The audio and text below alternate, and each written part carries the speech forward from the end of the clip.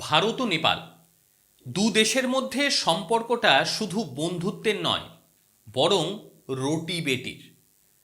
কিন্তু কয়েক মাসে এই বন্ধুত্বের ফাটল দিয়ে ঢুকছে বড় কোনো বিপদ। খোলা সীমান্ত কি ভারতের নিরাপত্তার জন্য গলার কাঁটা হয়ে দাঁড়াচ্ছে? গোয়েন্দা সূত্রে পাওয়া চাঞ্চল্যকর রিপোর্ট বলছে, নেপাল সীমান্ত সংলগ্ন এলাকায় হঠাৎ করেই বেড়ে গিয়েছে রহস্যময় এনজিও এবং ধর্মীয় পরিকাঠামো নির্মাণ। ধর্মীয় পরিকাঠামো নির্মাণ মানে কি, এটার আমাকে আপনাদের বোঝাতে হবে না। কারা দিচ্ছে এই টাকা? নেপাল কি তবে ভারতের উত্তর পূর্বাঞ্চলে বিচ্ছিন্নতাবাদীদের পুরনো আশ্রয়স্থল হয়ে উঠছে? আজকের ভিডিওতে আমরা পর্দার পেছনে ঠিক কী চলছে সেটাই উন্মোচনের চেষ্টা চালাবো। স্বরাষ্ট্র মন্ত্রকের কপালে কিন্তু চিন্তার ভাঁজ পড়ে গিয়েছে। গোয়েন্দারা জানাচ্ছে, সীমান্ত সংলগ্ন যে এলাকা, বেশ কিছু এনজিও সেখানে বিদেশি অর্থ ব্যবহার করে গড়ে তুলছে ধর্মীয় পরিকাঠামো। অভিযোগ উঠছে, এই পরিকাঠামো ব্যবহার করে ভারত বিরোধী কার্যকলাপ চালাচ্ছে তারা। নেপাল এবং ভারতের এই খোলা সীমান্ত দিয়েই আগে থেকেই আমরা জানতাম যে মাদক, জাল নোট ইত্যাদি আসতো, কিন্তু এখন এই পরিকাঠামো দিয়ে তারা অন্য কিছুও ঢোকাচ্ছে, আর যেটা কেন্দ্র সরকার এই এলাকাগুলিতে এখন কড়া নজরদারি বসিয়ে দিয়েছে। ইতিমধ্যে একাধিক পত্রপত্রিকা বিষয়টি নিয়ে লিখতে শুরু করে দিয়েছে। এ দেখুন, দ্য ডিপ্লোম্যাট। আন্তর্জাতিক খবর যারা পছন্দ করেন তারা এই পত্রিকাটা পড়েন। তারা কি লিখছে দেখুন, when Nepal decided to support Naga separatist from India in the UN. বোঝা গেল? নাগাল্যান্ডের বিচ্ছিন্নতাবাদী তাদেরকে নেপাল সমর্থন করেছিল কবে নাগাদ? 1960-এর দশক। সেই সময় নেপাল সরকার গোপনে নাগাল্যান্ডের বিচ্ছিন্নতাবাদী সংগঠন নাগা ন্যাশনাল কাউন্সিল, যাকে এনএনসি বলে, তাকে সমর্থন দিয়েছিল। এমনকি জাতিসংঘে নাগাল্যান্ডের সার্বভৌমত্বর দাবি সমর্থন করেছিল। এই সিদ্ধান্ত নিয়েছিল নেপাল সরকার সেই সময়। ভারত যখন উত্তর পূর্বাঞ্চলের বিদ্রোহ সামাল দিতে ব্যস্ত, তখন প্রতিবেশী নেপাল এই অবস্থা যথেষ্ট বিস্ময়কর প্রত্যেকের জন্য। আজকের পরিস্থিতির শিকড় যদি আপনি আলোচনা করেন, তাতে এই ইতিহাসও লুকিয়ে থাকার সম্ভাবনা সর্বাধিক।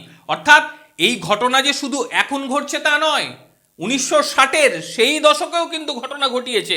একদম পেপারের কি বলবো প্রতিবেদন দিয়ে আমি কিন্তু আপনাদের দেখিয়ে দিলাম। কাজী এটা মন গড়া কোনো রকম কিন্তু কথা নয়।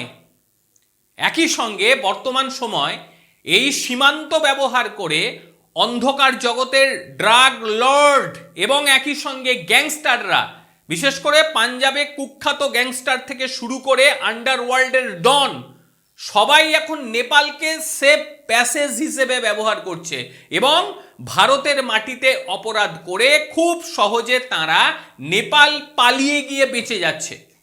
সাম্প্রতিক রিপোর্টে যেটা দেখতে পাওয়া যাচ্ছে যে জেনজির যে মুভমেন্ট ঘটেছিল সেখানে, তারপর রাজনৈতিক যে অস্থিরতা, তার সুযোগ নিয়ে চোরাচালানকারীরা খুব সক্রিয় হয়ে ওঠে এবং ভুয়ো ভারতীয় নথি তৈরি করে তারা এই দেশে ঢুকে পড়ে এবং সেখানে ঢুকে বিভিন্ন রকম অপরাধমূলক কাজকর্ম ভারতের বিরুদ্ধে চালাচ্ছে। শুধু অপরাধ নয়, উত্তাপ ছড়িয়েছে রাজনীতিতেও। বালেন শাহের প্রশাসনিক কিছু পদক্ষেপ নিয়ে দিল্লির অস্বস্তি বেড়েছে। নতুন বিতর্কিত মানচিত্র প্রকাশ, যেটা আপনারা সবাই জানেন, সেটা থেকে শুরু করে বিভিন্ন অনুষ্ঠানে ভারত বিরোধী বার্তা ছড়ানোর অভিযোগও উঠছে। যদিও নেপাল সরকার সরাসরি এই অভিযোগ অস্বীকার করে দিয়েছে। তারা বলছে, না না, আমরা ভারতের বিরুদ্ধে কখনো যাই না। কিন্তু নিরাপত্তা বিশ্লেষকদের মতে এই ছোট ছোট উস্কানি দুই দেশের দীর্ঘদিনের সম্পর্ককে বিষিয়ে তুলতে পারে, খুব সহজে পারে। ইদানিংকারে একটা ক্রেজ আপনারা দেখতে পাবেন, বিশেষ করে মানে কি বলবো, সোশ্যাল মিডিয়া খুললেই আপনারা দেখতে পাবেন নেপালের কিছু ছবি। নেপালের ভাবমূর্তিকে ভালো করার চেষ্টা চলছে, ভারতকে ছোট করার চেষ্টা করছে। অনেকে আবার বলতে শুরু করছে ভারতের প্রধানমন্ত্রী পারলো না, দেখুন নেপালের প্রধানমন্ত্রী করে দিল। ইচ্ছাকৃতভাবে এই জিনিসটা বন্ধ হওয়া প্রয়োজন। ভারতে থেকে অন্য দেশের প্রতি বিদ্বেষ দেখাতে হবে বলিনি, কিন্তু ভারতকে ছোট করার মানসিকতাটা এটা ডেঞ্জার। আপনারা খেয়াল করে দেখবেন যে আমি ভুল বলছি কিনা। আপনারা তো দেখেন, আপনারা পত্রপত্রিকা দেখেন, আপনারা সোশ্যাল মিডিয়ায় থাকেন, খেয়াল করে দেখবেন তো যে ভারতকে কতটা ছোট করা হচ্ছে। একদম যে খোলা সীমান্ত দেখতেই পাচ্ছেন, ওপেন, সেখানে তো কাঁটাতার নেই, সবাই জানেন। সেই খোলা সীমান্ত তো আমাদের সংস্কৃতির অংশ, কিন্তু এই সংস্কৃতির অংশ বজায় রাখতে গিয়ে আমাদের নিরাপত্তার পথে বড় ধরনের বাধা তৈরি হয়ে যাচ্ছে। আর সেই কারণেই কিন্তু সীমান্তে বাড়তি নজরদারি বাড়াতে হচ্ছে।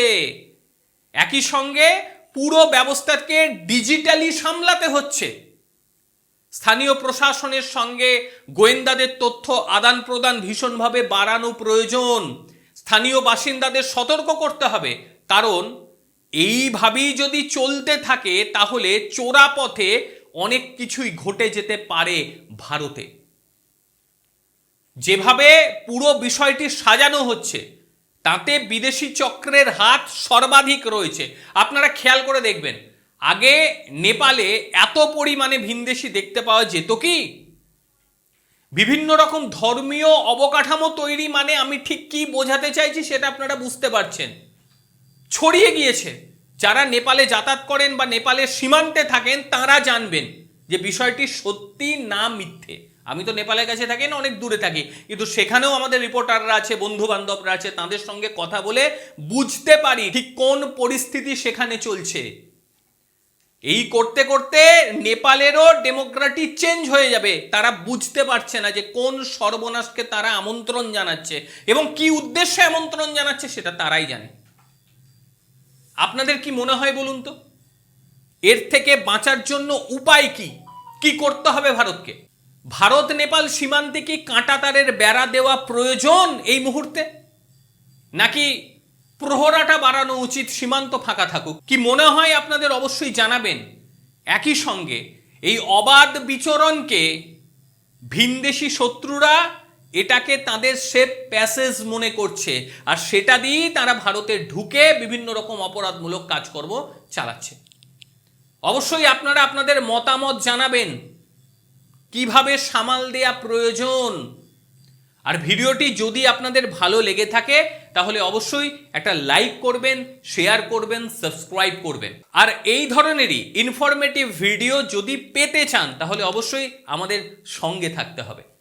প্রত্যেকে ভালো থাকবেন, সুস্থ থাকবেন এবং একই সঙ্গে সতর্ক থাকবেন। ভালো থাকবেন সবাই, নমস্কার।